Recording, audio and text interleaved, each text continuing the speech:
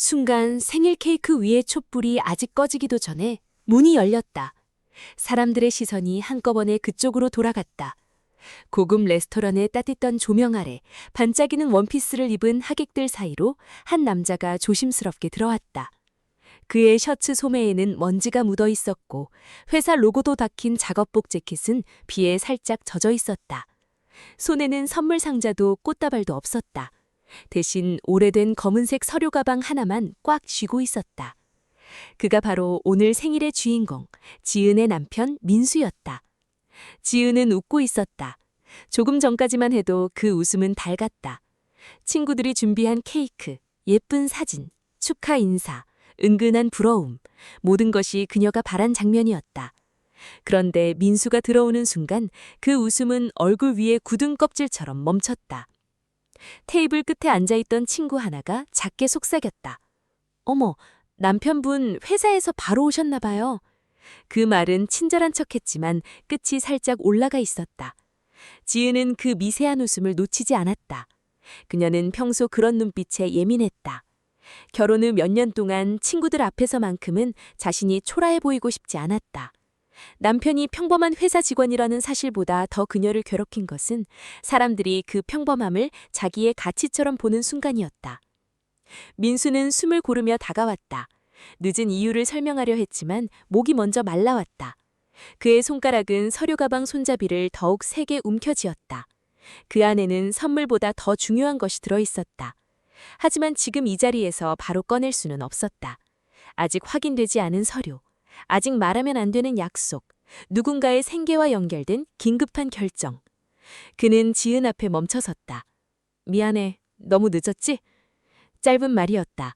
하지만 그 안에는 하루 종일 뛰어다닌 숨, 엘리베이터 안에서 몇 번이나 시계를 봤던 조급함, 택시가 막히자 비 오는 길을 뛰어온 흔적이 들어있었다. 그러나 지은에게 들린 것은 단 하나였다.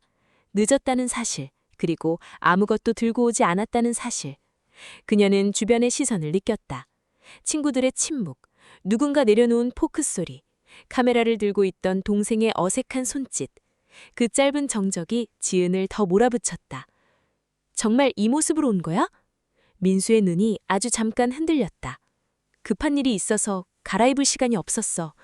지은은 웃었다. 하지만 그 웃음은 날카로웠다. 급한 일? 내 생일보다 더 중요한 일이 있었어? 하다못해 꽃 한 송이도 못 사올 만큼? 민수는 대답하지 못했다. 설명하려면 너무 많은 것을 말해야 했다.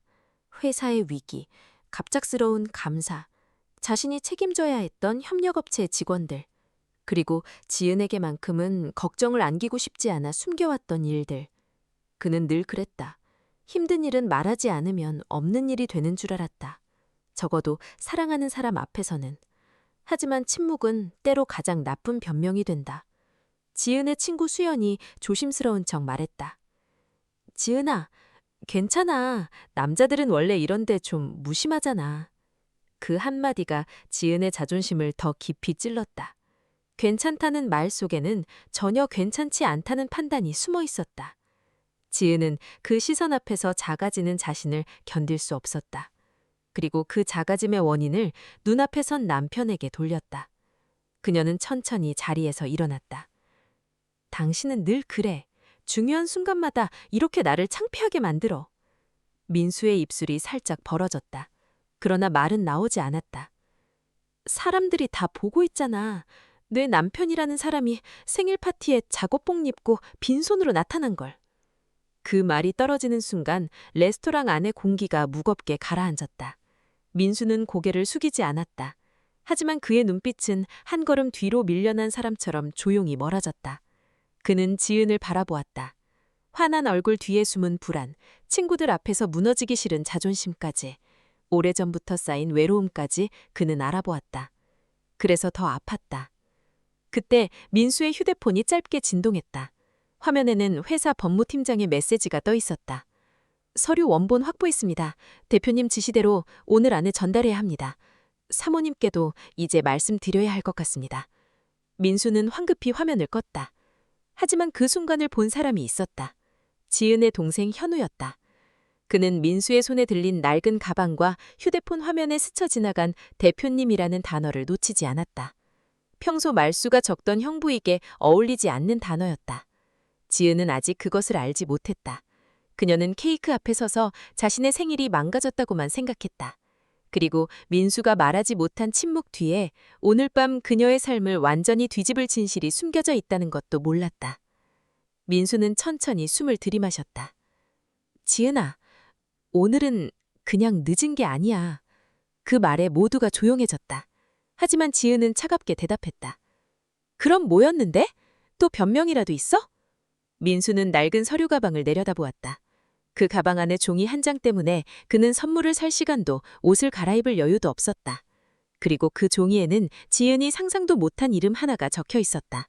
그 이름은 지은의 생일 파티에 와 있던 사람들 중 한 명과 연결되어 있었다.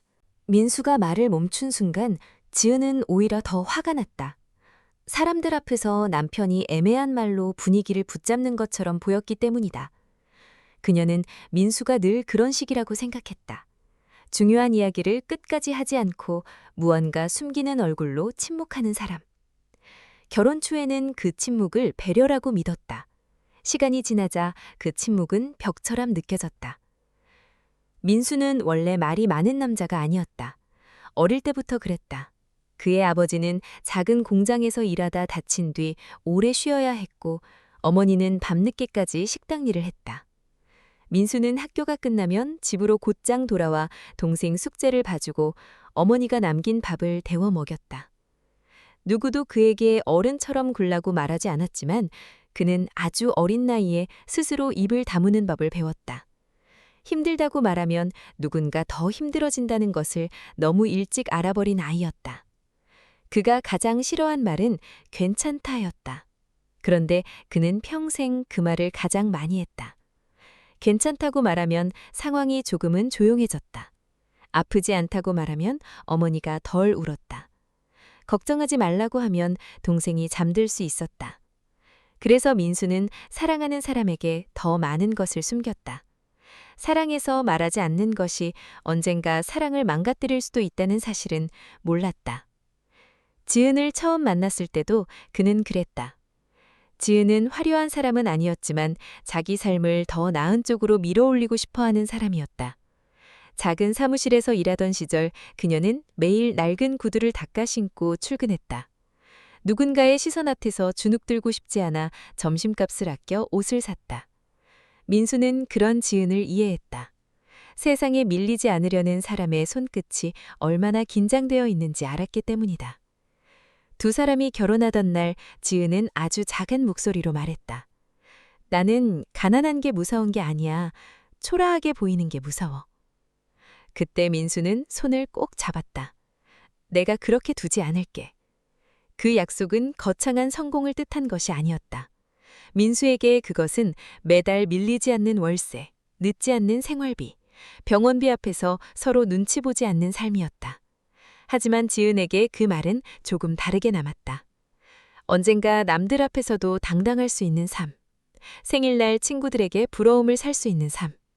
남편이 자신을 특별한 사람처럼 대우해주는 삶.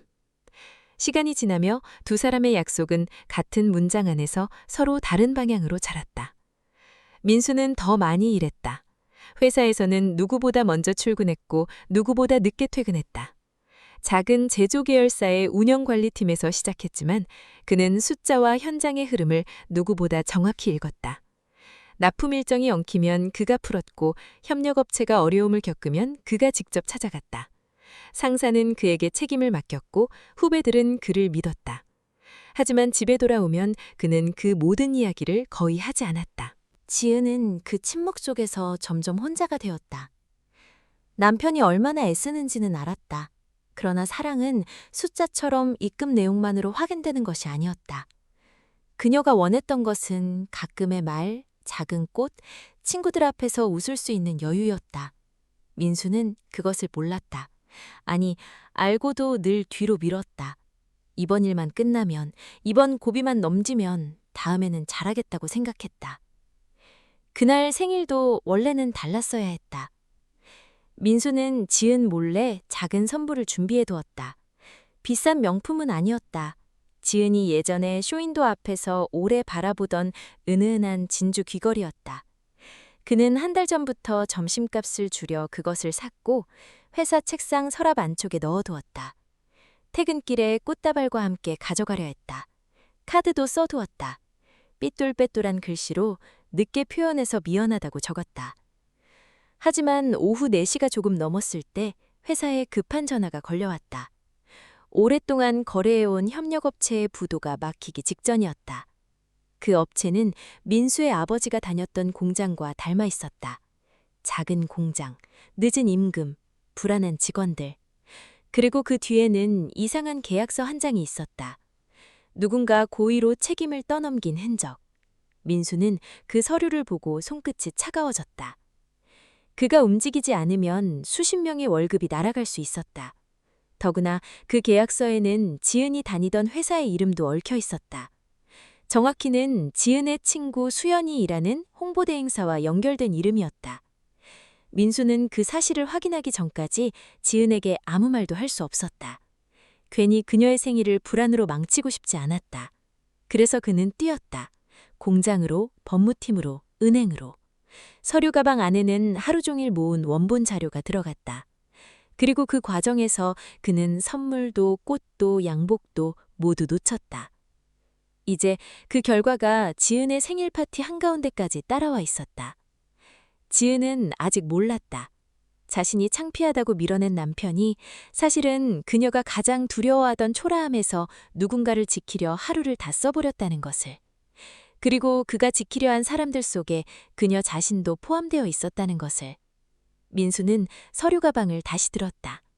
손잡이에 가죽이 낡아 손바닥에 거칠게 닿았다. 그는 아주 조용히 말했다. 오늘 내가 늦은 이유를 말하면 이 자리에서 누군가는 더 이상 웃지 못할 거야. 그 말에 수연의 손이 아주 미세하게 멈췄다. 케이크 옆에 놓인 와인잔 속에서 붉은 빛이 흔들렸다. 지은은 그 작은 변화를 보지 못했다. 하지만 민수는 보았다. 늘 남들이 지나치는 것을 오래 보아온 사람의 눈으로. 그리고 그 순간 과거에 묻어두었던 모든 침묵이 다시 문 앞까지 걸어오고 있었다. 수연의 손이 멈춘 것은 아주 짧은 순간이었다. 누군가 와인잔을 들고 웃음을 터뜨렸다면 아무도 알아차리지 못했을 정도였다. 하지만 민수는 그 찰나를 놓치지 않았다. 공장에서 불량품을 골라낼 때도, 계약서 숫자 사이에 숨은 이상한 흐름을 찾을 때도 그는 늘 그런 작은 어긋남을 먼저 보았다. 사람이 거짓말을 할 때도 마찬가지였다. 말보다 먼저 손끝이 흔들리고 눈동자가 피하고 숨이 반박자 늦어졌다. 지은은 그 시선을 불쾌하게 느꼈다. 남편이 자신의 친구를 의심하듯 바라보는 것 같았기 때문이다. 이미 망가진 분위기를 수습하고 싶은 마음과 더는 초라해 보이고 싶지 않은 자존심이 그녀 안에서 엉켜 있었다. 그녀는 케이크 칼을 내려놓으며 낮게 말했다. 여기서 그만해. 오늘은 내 생일이야. 민수는 그 말에 잠시 눈을 감았다. 바로 그 말 때문에 그는 하루 종일 입을 다물고 있었다. 오늘만큼은 지은이 웃었으면 했다. 하지만 이제는 그 침묵이 지은을 지키는 것이 아니라 오히려 더 큰 오해 속으로 밀어넣고 있었다. 현우가 조심스럽게 앞으로 나섰다. 그는 평소 형부와 깊은 대화를 나눈 적은 많지 않았지만 민수가 허튼 소리를 하는 사람이 아니라는 것만은 알고 있었다. 명절 때마다 묵묵히 설거지를 돕고 장인어른 병원 예약을 대신 잡아주고 누구에게도 생색내지 않는 사람. 그런 사람이 이 자리에서 일부러 분위기를 망칠 리 없었다. 누나, 형부 말 한번 들어보자. 지은은 동생을 쏘아보았다. 너까지 왜 그래? 현우는 더 말하지 못했다. 그도 누나가 얼마나 사람들의 시선을 두려워하는지 알고 있었다. 어린 시절 아버지의 사업 실패 뒤에 이사를 여러 번 다니며 누나는 늘 먼저 웃었다. 초라해 보이지 않으려고, 아무렇지 않은 척하려고. 현우는 그 웃음이 얼마나 힘든지 알았다. 그래서 더 조심스러웠다. 그때 수연이 밝은 목소리로 끼어들었다. 아유, 됐어. 생일날 무슨 심각한 얘기야. 지은아, 케이크 자르자. 사진 찍어야지. 말은 다정했지만 너무 빠른 수습이었다. 누군가의 실수를 덮으려는 사람처럼 혹은 대화가 더 이어지면 곤란해지는 사람처럼. 민수는 서류 가방의 잠금 장치를 엄지로 한번 눌렀다. 딸깍 작은 소리가 났다. 그 소리에 수연의 눈썹이 미세하게 올라갔다. 민수는 그녀를 향해 조용히 물었다. 수연 씨, 혹시 한성기획이라는 업체를 아십니까? 그 이름이 나오자 테이블 위의 공기가 한순간 식었다. 몇몇 사람은 그저 낯선 회사 이름으로 들었지만 수연은 달랐다. 그녀는 웃음을 유지하려 했지만 입꼬리 한쪽이 먼저 굳었다. 갑자기 무슨 소리예요? 그런 얘기를 왜 여기서 해요? 오늘 제가 확인한 계약서에 그 이름이 있었습니다. 지은은 민수의 팔을 잡았다. 손끝에 힘이 들어갔다. 그녀는 남편이 선을 넘고 있다고 느꼈다. 친구 앞에서 회사 이야기를 꺼내는 것도 생일짜기에서 서류를 들먹이는 것도 모두 이해할 수 없었다. 당신 지금 뭐 하는 거야? 내 친구까지 망신 주려고? 민수는 그녀를 바라보았다. 그 눈빛에는 화가 없었다. 오히려 너무 오래 참아온 사람의 피로가 있었다. 지은은 그 눈빛 때문에 더 흔들렸다. 화를 내면 맞서기 쉬웠다.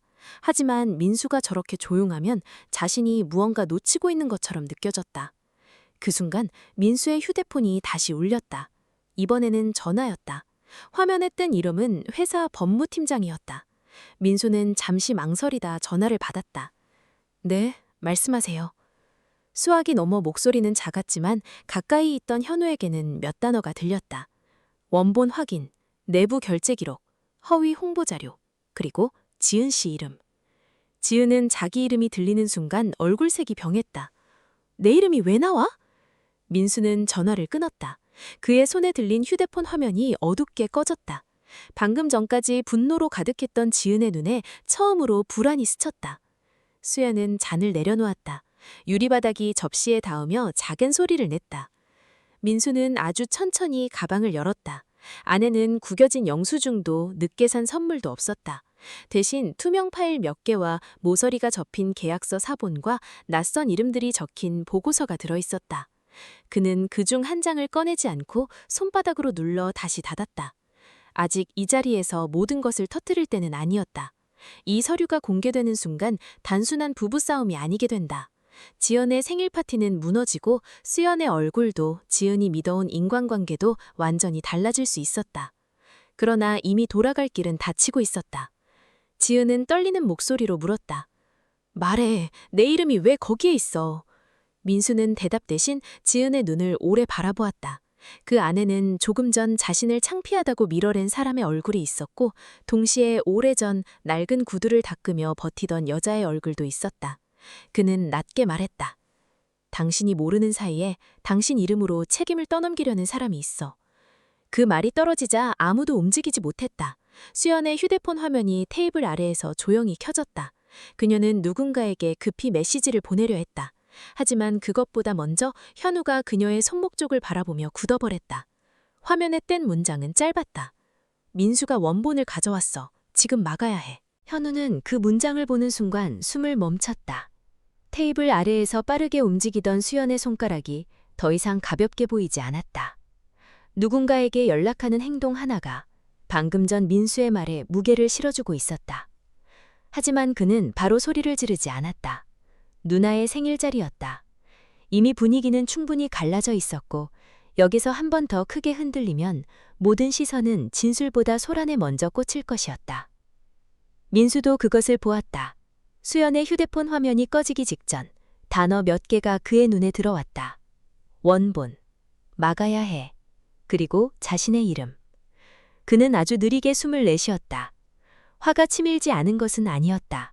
하지만 오래전부터 배운 습관이 먼저 몸을 붙잡았다. 급할수록 목소리를 낮춰야 한다. 상대가 도망칠 길을 열어주면 안 된다. 진실은 소리치는 쪽이 아니라 끝까지 남아있는 쪽에서 힘을 얻는다. 지은은 아직도 믿고 싶지 않았다. 수연은 대학 시절부터 함께 버틴 친구였다. 힘든 시절, 싸구려 분식집에서 서로의 월급날을 기다리며 웃던 사람. 결혼 후 지은이 친구들 사이에서 밀리지 않으려고 애쓸 때 수연은 늘 옆에서 조언을 해주었다. 더 좋은 옷을 입으라고, 더 당당하게 말하라고, 남편에게 너무 맞춰주지 말라고. 지은은 그 말들이 자신을 위한 것이라고 믿었다. 그래서 민수가 꺼낸 의심은 남편의 질투나 오해처럼 들렸다. 증거도 없이 그런 말 하지 마. 지은의 목소리는 단단했지만 손끝은 케이크 접시 옆에서 떨리고 있었다. 민수는 그 떨림을 보았다. 그녀가 수연을 지키려는 것이 아니라 자신이 믿어온 시간을 지키려 하고 있다는 것도 알았다. 민수는 가방에서 투명 파일 하나를 꺼냈다. 종이를 펼치지 않고 맨 위에 붙은 작은 메모지만 지은 쪽으로 돌렸다. 거기에는 지은의 회사 이메일 주소와 한성기획 프로젝트 담당자라는 표시가 적혀 있었다. 글씨는 낯설었지만 이름은 분명히 지은의 것이었다. 이건 오늘 오후에 법무팀이 받은 자료야. 당신이 승인한 것처럼 꾸며진 문서가 있었어. 지은의 얼굴에서 색이 빠졌다. 나는 그런 거 승인한 적 없어. 그 말은 거의 속삭임에 가까웠다. 그러나 그 순간 처음으로 그녀는 민수를 향해 방어하던 몸을 조금 풀었다. 민수는 그 작은 변화를 놓치지 않았다. 그의 눈빛이 아주 잠깐 부드러워졌다. 그래서 내가 늦었어. 당신 이름이 들어간 원본을 확인해야 했으니까. 수연은 바로 끼어들었다. 그런 건 회사에서 해결하면 되잖아요. 왜 하필 오늘 여기서 이래요? 지은이 상처받는 거 안 보여요? 겉으로는 지은을 위하는 말이었다. 하지만 민수는 이제 분명히 알 수 있었다. 수연은 대화를 지은의 감정으로 돌리고 있었다. 서류에서 시선을 떼게 만들고 자신이 피해자인 것처럼 보이게 만들고 있었다. 그때 현우가 조용히 말했다. 방금 메시지 보냈잖아요. 수연의 눈이 날카롭게 변했다. 무슨 메시지? 현우는 잠시 망설였다. 그는 누나를 보았다. 지은은 이미 충분히 흔들리고 있었다. 하지만 여기서 물러서면 진짜로 누나의 이름이 누군가의 방패가 될지도 몰랐다. 민수가 원본을 가지고 왔어. 지금 막아야 해. 그렇게 썼잖아요. 테이블 주변의 사람들 사이에서 낮은 웅성거림이 번졌다. 누군가는 숨을 들이켰고 누군가는 의자를 조금 뒤로 밀었다. 수연은 잠깐 말을 잃었다. 아주 잠깐이었다. 곧 그녀는 억울한 표정을 만들었다. 잘못 본 거예요. 이런 식으로 사람 몰아가면 안 되죠. 민수는 그 말에 맞서지 않았다. 대신 파일 안에서 사진 한 장을 꺼냈다. 흐릿한 회의실 사진이었다. 유리병 너머로 환성기획 로고가 보였고 테이블 위에는 민수가 들고 온 것과 같은 서류 양식이 놓여 있었다. 사진 한쪽에는 손목에 얇은 은색 팔찌를 찬 여자가 펜을 들고 있었다. 그 팔찌는 지금 수연의 손목에도 있었다. 수연은 반사적으로 손목을 가렸다. 그 행동 하나가 말보다 더 컸다. 지은은 그 모습을 보고 입술을 깨물었다. 민수는 지은을 몰아붙이지 않았다. 그는 그저 서류를 다시 접어넣었다. 아직 모든 증거가 완성된 것은 아니었다. 계약서 원본에 남은 서명 감정 결과가 도착해야 했다. 그리고 그것이 오면 누가 지은의 이름에 빌렸는지 더는 부정할 수 없게 된다. 그러나 작은 승리는 이미 있었다. 지은은 처음으로 민수의 작업복을 보지 않았다. 그의 빈손도 보지 않았다. 그녀는 그의 낡은 가방을 보았다. 그리고 그 안에 들어있는 하루의 무게를 조금씩 알아차리기 시작했다. 그 순간 민수의 휴대폰에 또 다른 메시지가 도착했다. 서명 감정 결과 나왔습니다. 위조 가능성 높음. 단 내부 공모자가 있습니다. 민수의 눈빛이 굳었다. 내부 공모자. 그 말은 문제의 방향을 완전히 바꿔놓았다. 수연 혼자 할 수 있는 일이 아니었다. 지은이 믿고 있던 사람들 중 누군가가 이미 오래전부터 그녀의 이름을 빌려 움직이고 있었다. 서명 감정 결과가 오기 전까지 지은은 아직 마음 한쪽에서 수연을 믿고 싶어 했다. 사람이 오래 믿어온 관계를 의심하는 일은 단순히 누군가를 미워하는 것보다 훨씬 더 고통스러웠다. 수연이 자신을 속였다는 말은 지난 몇 년 동안 자신이 기대어온 말과 조언, 웃음과 위로까지 모두 다시 의심해야 한다는 뜻이었다. 지은은 테이블 위에 놓인 케이크를 바라보았다. 흰 생크림 위에 꽂힌 촛불은 이미 짧게 녹아 있었다.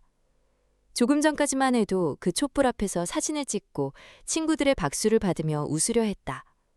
그런데 이제 그 자리는 생일 파티가 아니라 자신도 모르게 누군가의 계획 안에 세워진 무대처럼 느껴졌다. 수연은 여전히 태도를 무너뜨리지 않으려 했다. 그녀는 억울한 얼굴로 지은을 바라보며 말했다. 지은아, 너 정말 나보다 네 남편 말을 믿는 거야? 그 말은 날카로웠다. 질문처럼 들렸지만 사실은 선택을 강요하는 말이었다. 친구인지 남편인지, 오래된 우정인지, 방금 전까지 자신을 창피하게 만들었던 남자인지. 지은의 목 안쪽이 바짝 말랐다.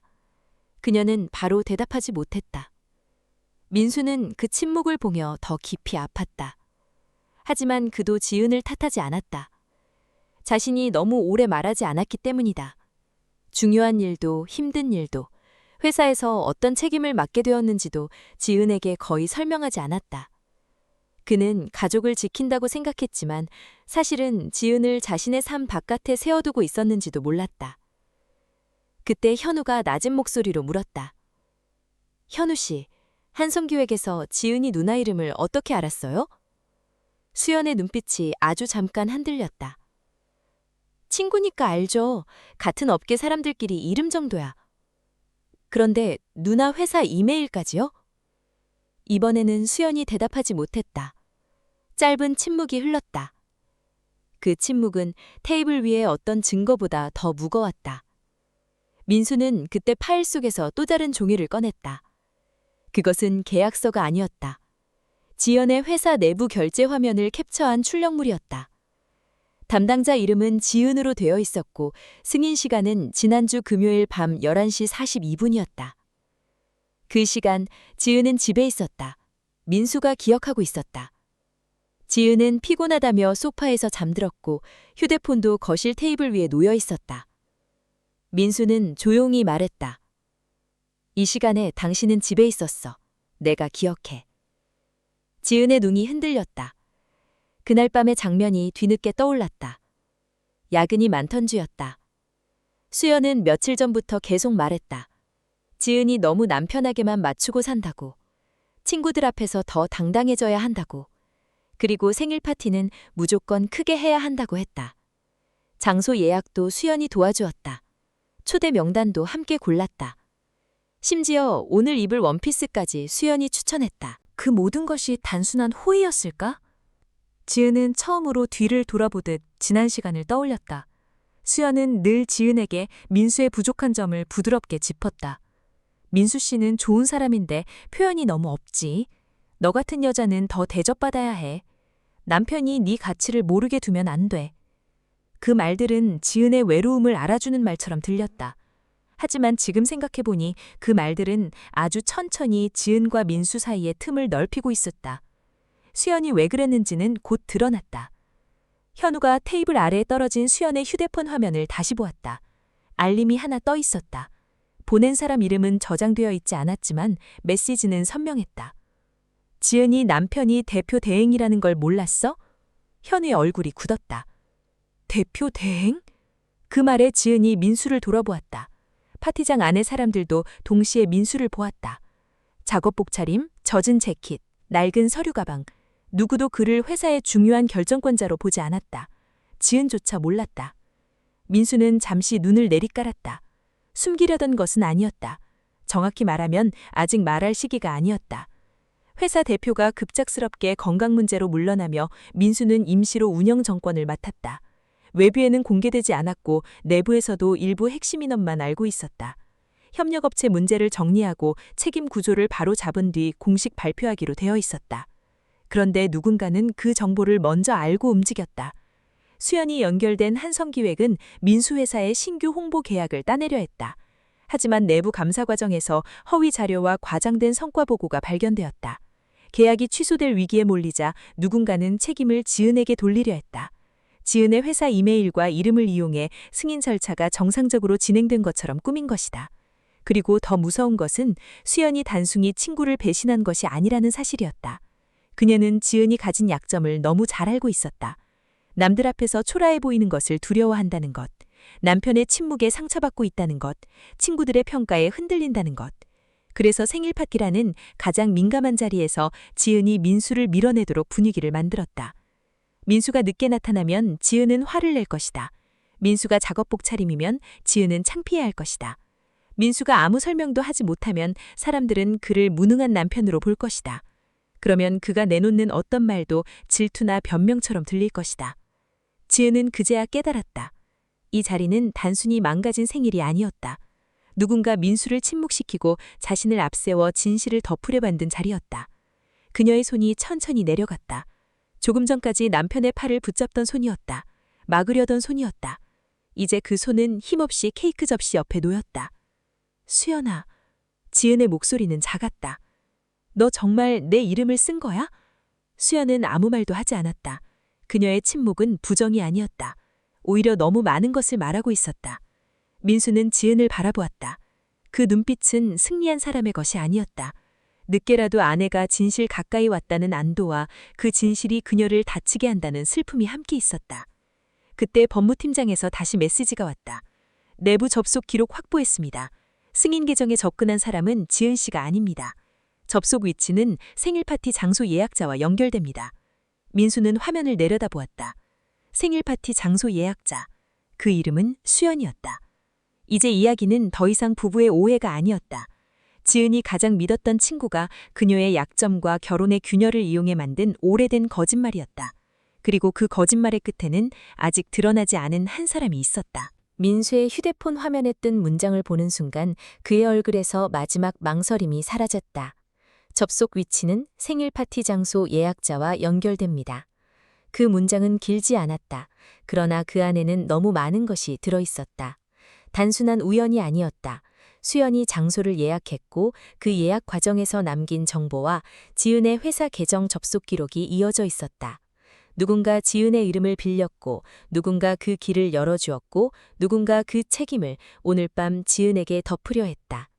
지은은 민수의 손에 들린 휴대폰을 바라보며 숨을 제대로 쉬지 못했다. 조금 전까지 그녀는 남편이 자신을 창피하게 만들었다고 생각했다. 그러나 지금은 자신의 손으로 남편을 사람들 앞에 세워놓고 가장 먼저 밀어낸 사람이 바로 자신이었다는 사실이 목을 조여왔다. 그가 늦은 이유를 묻기 전에 왜 그런 차림으로 왔는지 듣기 전에 그녀는 이미 사람들의 눈을 먼저 의식했다. 수연은 아직 물러서지 않았다. 그녀는 의자를 살짝 뒤로 밀고 일어섰다. 손에 들린 냅킨이 구겨져 있었다. 겉으로는 당당해 보이려 했지만 손가락 끝은 떨리고 있었다. 이건 다 오해야. 지은아, 너 지금 너무 흥분해서 이상한 말에 휘둘리는 거야. 지은은 대답하지 않았다. 예전 같았으면 수연의 그 말에 흔들렸을 것이다. 너를 위한 말이야. 네가 상처받을까 봐 그래. 수연은 늘 그런 식으로 말했고 지은은 그 말 속에 숨었다. 하지만 지금은 그 말들이 다르게 들렸다. 위로가 아니라 조종처럼, 걱정이 아니라 방향을 정해주는 손처럼. 민수는 조용히 물었다. 그럼 지금 여기서 휴대폰을 보여주실 수 있습니까? 수연의 눈빛이 굳었다. 개인 휴대폰을 왜 보여줘요? 지금 협박하는 거예요? 그 말에 몇몇 친구들이 서로 눈치를 보았다. 방금 전까지 그들은 지은을 동정하고 민수를 이상하게 보라보았다. 이제는 아무도 쉽게 판단하지 못했다. 케이크 위의 촛불은 모두 꺼졌고 테이블 중앙에 꽃장식만 어색하게 서 있었다. 축하 음악도 어느새 멈춰 있었다. 레스토랑 직원은 멀리서 상황을 살피다가 다가오지 못했다. 현우가 낮게 말했다. 아까 메시지는 제가 봤습니다. 잘못 본 거라면 확인하면 끝나는 일이잖아요. 수연은 그를 노려보았다. 당신이 뭘 알아요. 남의 일에 끼어들지 마요. 그 순간 지은의 눈빛이 변했다. 수연이 현우에게 그렇게 말하는 것을 듣자 오래된 장면들이 한꺼번에 떠올랐다. 수연은 늘 지은의 주변 사람들을 조금씩 낮추어 말했다. 민수는 표현이 부족한 사람, 현우는 아직 철없는 동생, 부모님은 현실을 모르는 사람. 그렇게 한 사람씩 지은의 곁에서 작아지게 만들었다. 그러면서 자신만은 지은을 가장 잘 이해하는 사람처럼 남았다. 지은은 천천히 말했다. 현우는 내 동생이야. 남의 일이 아니야. 짧은 말이었다. 하지만 수연의 표정이 그 말에 처음으로 흔들렸다. 지은이 그녀의 편에 서지 않았기 때문이다. 민수도 그 말을 듣고 아주 잠깐 눈을 감았다. 늦었지만 지은이 돌아서기 시작한 순간이었다. 그러나 상황은 거기서 멈추지 않았다. 민수의 휴대폰이 다시 울렸다.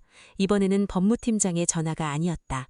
회사 감사팀에서 온 단체 메시지였다. 민수는 화면을 확인하자마자 표정이 굳었다. 내부 접속 기록을 삭제하려는 시도가 감지되었다는 내용이었다. 누군가 지금 이 순간 회사 시스템 안에서 흔적을 지우고 있었다.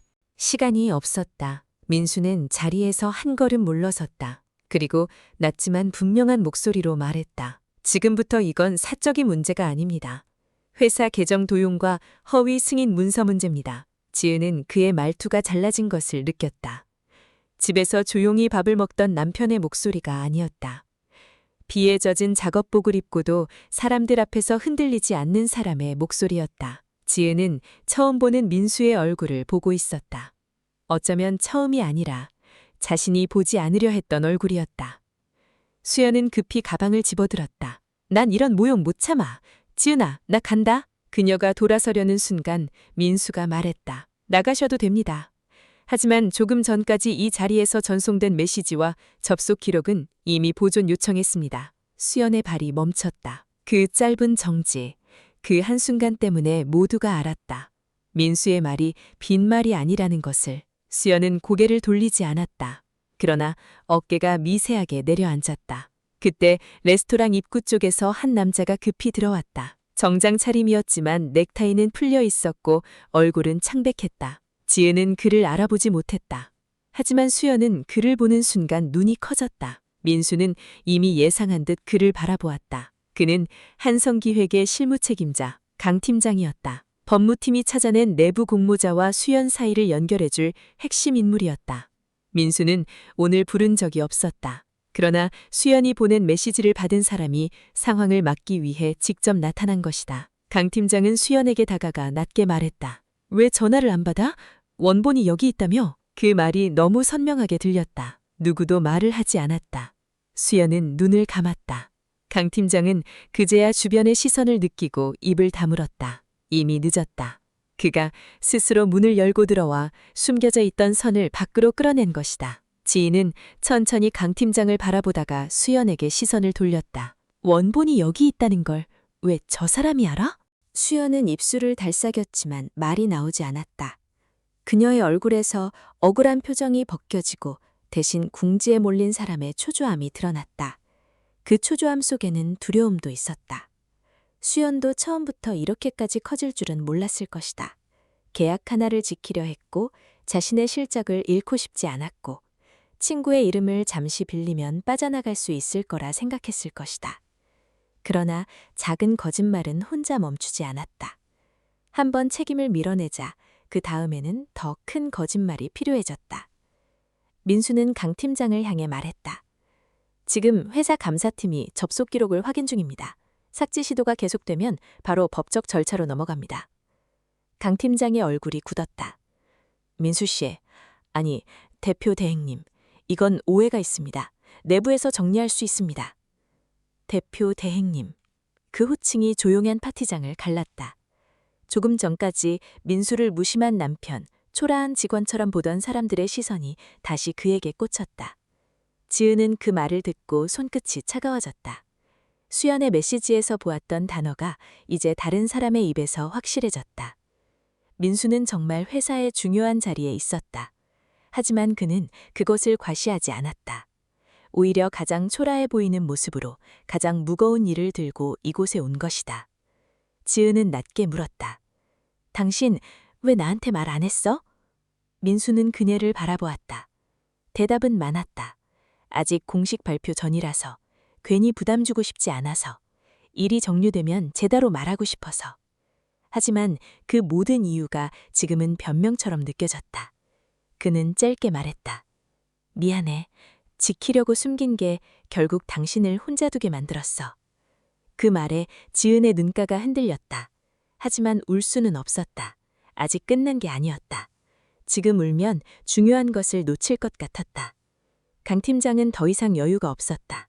그는 민수에게 한 발 다가왔다. 원본만 넘기시면 지은 씨 이름은 저희가 빼겠습니다. 아무도 다치지 않게 정리하겠습니다. 그 말은 부탁처럼 들렸지만 사실은 거래였다. 지은의 이름을 지워주는 대신 진실을 덮자는 말.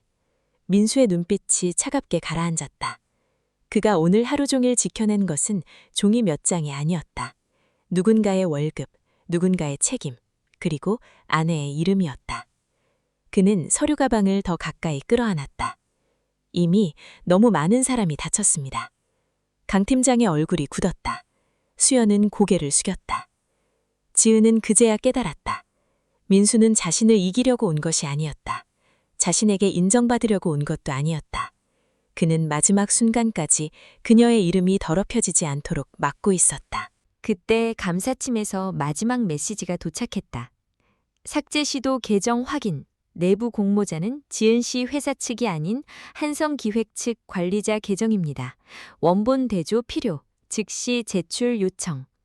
민수는 화면을 내려다본 뒤 아주 천천히 서류 가방의 잠금 장치를 열었다. 딸깍. 그 작은 소리가 파티장 전체에 울린 것처럼 크게 들렸다. 지은은 숨을 멈췄다. 수연은 한 걸음 뒤로 물러났다. 강 팀장은 입술을 꽉 다물었다. 현우는 누나 옆에 섰다. 민수는 파일을 꺼냈다. 그리고 처음으로 모두가 볼 수 있도록 테이블 위에 올려놓았다. 이제 한 장만 펼치면 누가 지은의 이름을 빌렸는지, 누가 그 거짓말을 키웠는지, 누가 민수를 침묵시키려 했는지 드러나게 된다. 그리고 그 순간부터는 누구도 예전 자리로 돌아갈 수 없었다. 민수가 테이블 위에 올려놓은 파일은 생각보다 얇았다. 그러나 그 얇은 종이 몇 장 앞에서 파티장 안의 사람들은 누구도 쉽게 숨을 쉬지 못했다. 조금 전까지 축하와 웃음으로 채워졌던 자리가 이제는 너무 조용했다. 케이크 위에 녹아내린 초, 반쯤 남은 와인잔, 아무렇게나 접힌 냅킨까지 모두가 이상하게 선명해 보였다. 민수는 파일 첫 장을 펼쳤다. 거기에는 지은의 이름이 적힌 승인 문서가 있었다. 담당자 서명란에는 지은의 서명과 비슷한 글씨가 남아 있었다. 얼핏 보면 분명 그녀의 것이었다. 그러나 두 번째 장에는 서명 감정 결과가 붙어 있었다. 회계 압력, 시작점, 끝에 떨림, 반복적으로 나타나는 습관의 차이. 어려운 말들이 많았지만 결론은 짧았다. 위조 가능성 높음. 지은은 그 문장을 보고 입술을 살짝 벌렸다. 말은 나오지 않았다. 자신이 하지 않은 일이 종이 위에서는 이미 자신의 일이 되어 있었다. 만약 민수가 오늘 그 원본을 찾아오지 않았다면, 만약 그가 늦어도 그냥 고개 숙이고 돌아갔다면, 이 문서는 내일 아침 누군가의 책상 위에서 그녀를 죄인으로 만들었을 것이다. 민수는 다음 장을 넘겼다. 접속 기록입니다. 지은이 계정으로 승인된 시간은 금요일 밤 11시 42분. 하지만 접속 IP는 지은이 집이 아니었습니다. 강 팀장의 얼굴이 창백해졌다. 수연은 계속 고개를 숙이고 있었다. 그녀의 손목에 있던 은색 팔찌가 조명 아래서 희미하게 빛났다. 지은은 그 팔찌를 보았다. 며칠 전 수연이 웃으며 자랑했던 팔찌였다. 이번 프로젝트 성공하면 받은 선물이라고 했던 말이 뒤늦게 귀 안에서 다시 울렸다. 현우가 낮게 물었다. 그럼 누가 접속했습니까? 민수는 바로 답하지 않았다. 그는 마지막 장을 펼쳤다. 예약자 정보, 회의실 출입 기록, 한성기획 관리자 계정, 그리고 생일 파티 예약에 사용된 동일한 업무용 메일. 선들이 하나씩 이어져 있었다. 모든 선의 끝에는 강 팀장과 수연의 이름이 있었다. 강 팀장은 급히 말했다. 대표 대행님, 이건 실무 과정에서 생긴 착오입니다. 수연 씨도 정확히 몰랐을 겁니다. 그 순간 수연이 고개를 들었다. 그녀의 눈은 젖어 있었지만 그 눈물은 억울함만으로 보이지 않았다.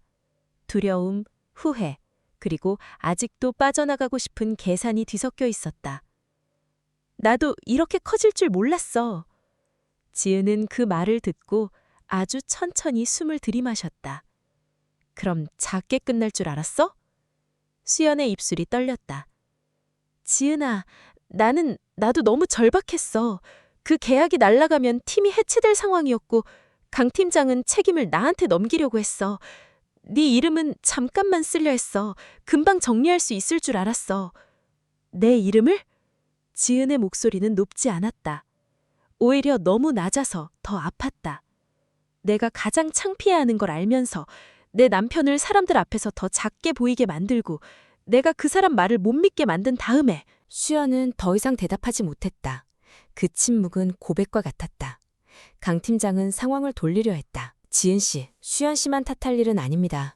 회사 간 절차가 복잡해서 그만하십시오. 민수의 목소리가 조용히 그를 끊었다.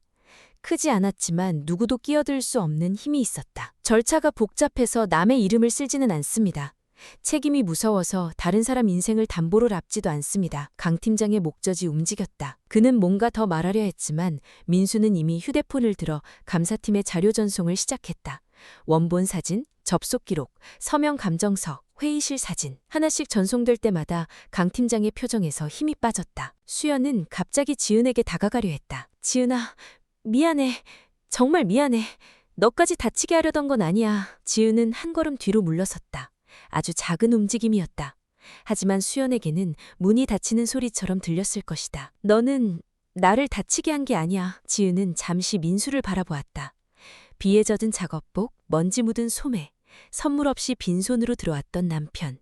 조금 전까지 자신이 가장 부끄럽다고 여겼던 그 모습이 이제는 가장 오래 버틴 사람의 모습으로 보였다. 너는 내가 내 손으로 소중한 사람을 밀어내게 만들었어. 그 말에 민수의 눈빛이 흔들렸다.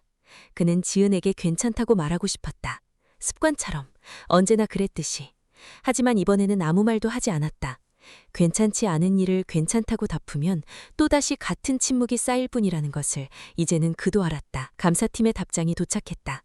자료 수신 완료, 긴급 회의 소집, 허위 문서 효력 정지, 지은 씨 책임 제외 검토 착수. 지은은 그 문장을 보며 처음으로 어깨에서 힘이 빠졌다.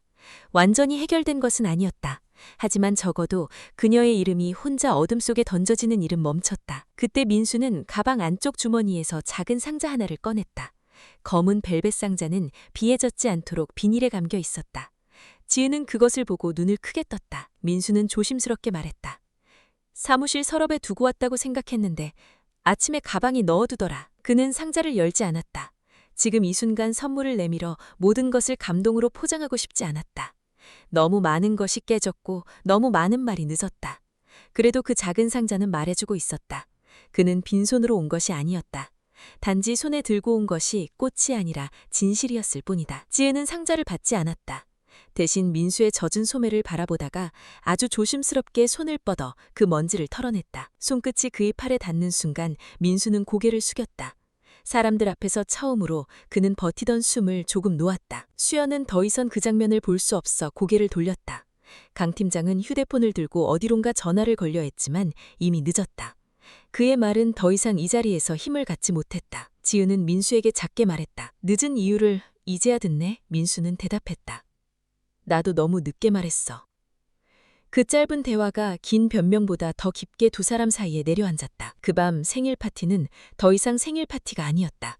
누군가는 조용히 자리를 떴고 누군가는 아무 말 없이 고개를 숙였다. 하지만 지은은 그제야 알았다. 진짜 부끄러운 것은 작업복도 빈손도 늦은 도착도 아니었다. 가장 부끄러운 것은 누군가를 제대로 보기 전에 세상의 시선으로 먼저 판단해버린 자신의 마음이었다. 그리고 그 마음이 무너진 자리에서 두 사람의 관계는 처음으로 다른 방향을 향해 움직이기 시작했다. 다음 날 아침 지은은 평소보다 일찍 눈을 떴다. 창밖은 밤새 내린 비가 그친 뒤라 공기가 조금 맑았다. 거실 한쪽 의자에는 민수의 작업복 재킷이 걸려 있었다. 어젯밤 레스토랑에서 돌아온 뒤 그는 아무 말 없이 그 재킷을 벗어 의자에 걸어두었다. 젖은 소매 끝은 아직 완전히 마르지 않았고 팔꿈치 부분에는 옅은 먼지 자국이 남아 있었다. 지은은 그 재킷 앞에 한참 서 있었다. 어제까지만 해도 그 옷은 그녀에게 부끄러움이었다. 친구들 앞에서 자신의 삶을 초라하게 보이게 만든 상징처럼 느껴졌다. 그런데 지금은 달랐다. 그 옷은 누군가가 하루 종일 뛰어다닌 흔적이었다. 남들 앞에서 설명하지 못해도 끝까지 책임을 놓지 않았던 사람의 무게였다. 지은은 손을 뻗어 소매 끝을 만졌다. 아직 조금 차가웠다. 부엌에서는 물 끓는 소리가 났다. 민수는 이미 일어나 있었다. 그는 식탁 위에 따뜻한 물 한 잔을 놓고 서류 몇 장을 정리하고 있었다. 밤새 잠을 제대로 못 잔 얼굴이었다. 하지만 지은이 나오자 그는 습관처럼 먼저 말했다. 더 자도 되는데. 그 짧은 말에 지은의 목이 막혔다. 어젯밤 자신이 그에게 했던 말들이 하나씩 떠올랐다. 정말 이 모습으로 온 거냐고, 사람들 앞에서 창피하게 만들었다고, 꽃 한 송이도 못 사올 만큼 중요한 일이 있었냐고. 그 말들은 이미 사라진 게 아니었다. 민수의 가슴 어딘가에 작은 흠집으로 남았을 것이다. 그리고 지은은 처음으로 사과가 단순히 미안하다는 말로 끝나는 것이 아니라는 걸 알았다. 그녀는 식당 맞은편에 앉았다. 어제 내가 너무 심했어. 민수는 고개를 들었다. 대답하기 전 그는 손에 들고 있던 종이를 천천히 내려놓았다. 예전 같았으면 괜찮다고 했을 것이다. 아무 일 아니라고 했을 것이다. 하지만 이번에는 조금 달랐다. 그는 한동안 침묵하다가 조용히 말했다. 아팠어. 지은은 눈을 감았다. 그 한마디가 차라리 다행이었다. 민수가 더 이상 모든 것을 괜찮다고 덮지 않았기 때문이다. 그래도 말 안 한 건 내 잘못이야. 당신이 알아야 할 일까지 내가 혼자 들고 있었어. 지은은 고개를 저었다. 나도 당신을 보지 않았어. 사람들이 나를 어떻게 볼지만 봤어. 두 사람 사이에 긴 침묵이 내려앉았다. 이상하게도 그 침묵은 전처럼 벽 같지 않았다. 오히려 오래 닫혀있던 창문을 조금 열어둔 느낌이었다. 차가운 공기가 들어왔지만 숨은 쉬어졌다. 그날 오전 회사 감사팀은 공식 절차에 들어갔다. 허위 승인 문서는 효력이 정지되었고 지은의 이름은 조사 대상에서 제외되는 방향으로 정리되었다. 한성기획의 강 팀장은 내부 조사에 넘겨졌고 수연 역시 자신의 행동에 대한 책임을 피할 수 없게 되었다. 민수는 그 과정을 조용히 처리했다. 누구를 공개적으로 망신 주려 하지 않았고 필요 이상의 말을 하지 않았다. 그가 원한 것은 복수가 아니라 잘못된 책임을 제자리로 돌려놓는 일이었다. 며칠 뒤 지은에게 수연의 메시지가 왔다. 미안해. 네가 용서하지 않아도 받아들일게. 지은은 그 문장을 오래 바라보았다. 손가락이 답장창 위에서 멈췄다. 예전 같았으면 바로 이유를 물었을 것이다. 왜 그랬냐고, 어떻게 그럴 수 있냐고, 자신이 얼마나 상처받았는지 쏟아냈을 것이다. 하지만 이번에는 답장을 보내지 않았다. 아직 용서할 수 없어서가 아니라 지금 당장 상처를 말로 정리할 수 없다는 것을 알았기 때문이다. 그녀는 휴대폰을 뒤집어 놓았다. 어떤 관계는 큰 소리로 끝나지 않는다. 답장이 없는 화면, 다시 만나자는 약속을 미루는 하루, 더 이상 속마음을 털어놓지 않는 조용한 거리감 속에서 천천히 끝난다. 지은은 그 사실이 슬펐지만 이상하게 가벼웠다. 누군가에게 이해받기 위해 스스로를 작게 만들지 않아도 된다는 걸 늦게 배워가고 있었다. 그날 저녁 지은은 민수와 함께 작은 식당에 갔다. 화려한 레스토랑도 아니었고 사진을 찍기 좋은 곳도 아니었다. 낡은 간판 아래 따뜻한 국물이 나오는 평범한 가게였다. 민수는 여전히 말수가 적었다. 지은도 억지로 밝은 척하지 않았다. 두 사람은 조용히 밥을 먹었다. 젓가락이 그릇에 닿는 소리, 창밖을 지나가는 차 소리, 주인이 주방에서 물을 붓는 소리만 천천히 흘렀다. 식사를 마친 뒤 민수는 주머니에서 작은 상자를 꺼냈다. 어젯밤 끝내 열지 않았던 그 상자였다. 지은은 이번에는 피하지 않았다. 상자 안에는 진주 귀걸이가 들어있었다. 화려하지 않았지만 은은하게 빛났다. 지은은 그 귀걸이를 보자마자 기억했다. 몇 달 전 쇼윈도우 앞에서 잠깐 멈춰섰던 그날을. 자신도 금방 잊었다고 생각했던 순간을 민수는 기억하고 있었다. 비싼 건 아니야. 민수가 낮게 말했다. 지은은 작은 웃음을 지었다. 눈가가 조금 젖어 있었다. 비싼지 아닌지 말하지 마. 민수는 그녀를 바라보았다. 지은은 상자를 조심스럽게 닫지 않고 손바닥 위에 그대로 올려두었다. 이번엔 내가 제대로 볼게. 그 말에 민수는 아무 대답도 하지 않았다. 다만 아주 천천히 고개를 끄덕였다. 그 고개 끄덕임 속에는 용서도 아픔도 다시 시작하려는 조심스러운 마음도 있었다. 몇 주가 지나자 지은의 일상은 조금씩 달라졌다. 친구 모임에서 누가 남편의 직함을 묻거나 선물 이야기를 하거나 집안 형편을 비교하려는 말을 꺼내도 그녀는 예전처럼 급하게 웃지 않았다. 대답하지 않아도 되는 말에는 대답하지 않았다. 자랑하지 않아도 되는 일은 자랑하지 않았다. 그리고 민수 역시 달라졌다.